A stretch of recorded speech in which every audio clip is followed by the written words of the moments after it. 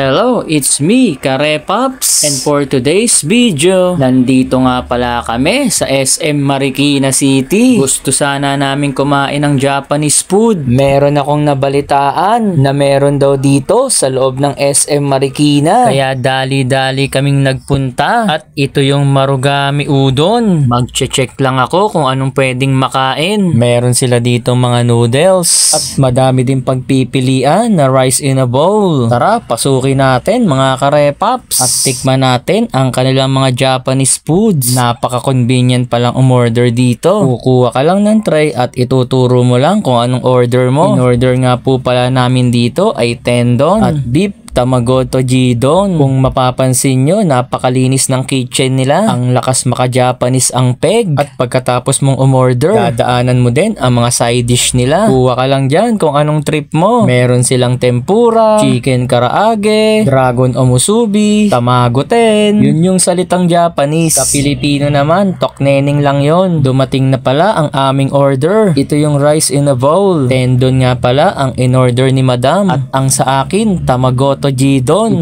First bite ko na yan mga Karepops.